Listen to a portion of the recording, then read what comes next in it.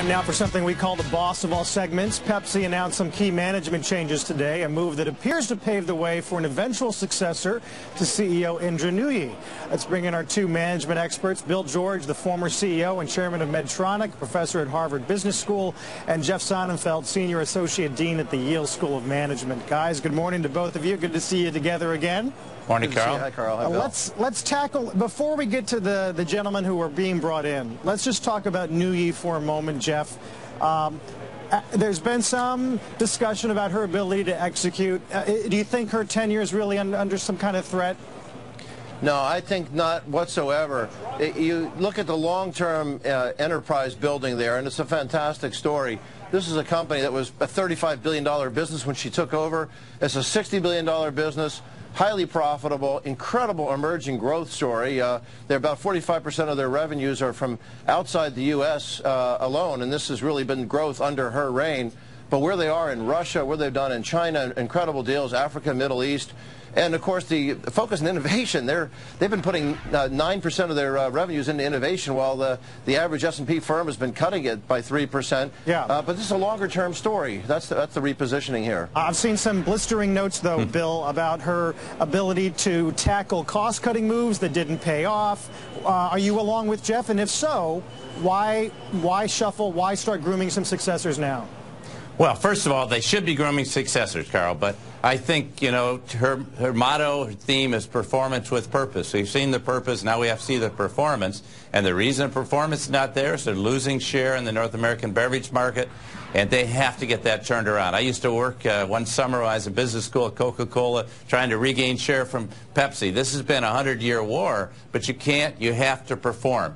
And I think that's why the stock has not gone anywhere, where the Coke stock's up 50% in the last 5 years. And so I agree with Jeff that she's doing the right things, Carl, strategically broadening the base. The company's done well in other lines, but this core business has got to get there. And so I think that's why they're bringing in other people. But really, it's up to Al Carey, who's started in September to turn that business around. Yes, they're going to have to cut costs, but they're also going to have to focus their efforts to regain share against Coca-Cola. You can't just sit back and use that, because that's you know, every point of share is probably worth more than $1 billion or $2 billion of market cap. Yeah, no, of all corporate battles, it is one of the best.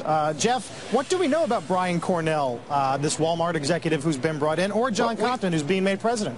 We know it's a great catch. I just would remind Bill that Coke, which is on a remarkable comeback, had lost its way for 15 years. Right. And they went to the outside to bring Neville Isdell, who they had spurned years earlier, as part of their recovery. And Pepsi here, too, I think is making a brilliant move, bringing in Brian Cornell, who actually knows both the Pepsi beverage side and the food side. He's worked in all parts of this business before.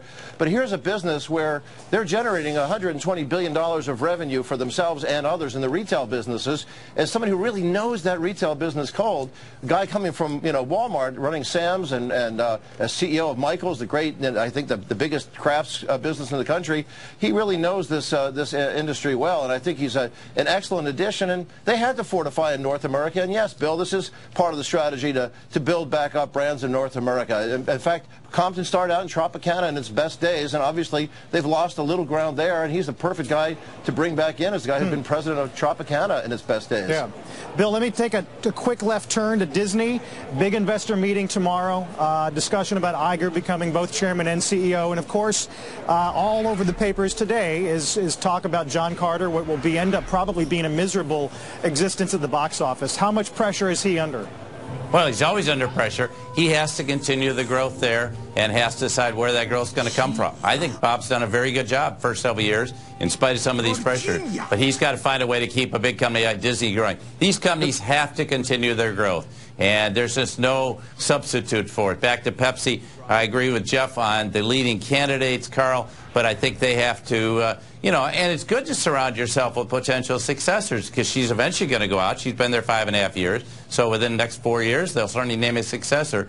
And whether it be sooner than that, I think really depends on performance. Compton and Cornell are a sensational team. And on Disney, Carl, the biggest pressure, I think, on Bob Iger is pressure on him not to retire. They don't even, people want him to get older. He is so great.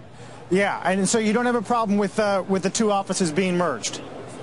No. No, I don't know. Maybe Bill might feel differently on that. I've never seen it as a governance panacea. It's never prevented any governance fiascos. In fact, some of the worst ones we've had is the role confusion under it. Sometimes if it's transitional as part of a succession, it's just fine. But if you have a strong lead director, you have the governance issue covered.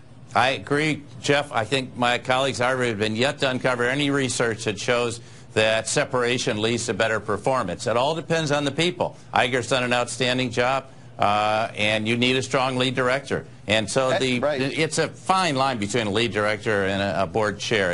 It's a title belt, as I see it. Royal Dutch Shell, they had separation of roles that hardly did them any good. Yeah. I think it's interesting that, you know, Iger, Blankfein, Buffett, we got some big names who are not going to be with us ostensibly in the next 5 years, Jeff. And the pressure to make those names, those successor names, clearer is only going to grow. Well, there's a lot. These are great names. What's a great part of this generation, of this cohort, is that with those wonderful names, there's not any real grandiosity about them. There's an all-shucks humility about all the names you just said. They've been tremendous enterprise builders, but without calling themselves serial acquirers, without a lot of the bravado of the folks that preceded many of them.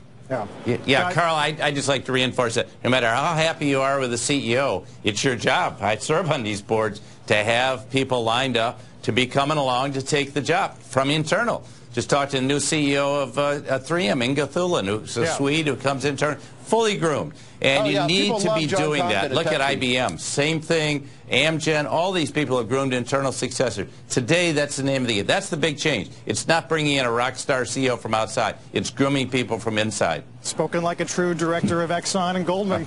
Bill, thank you very much. And Jeff,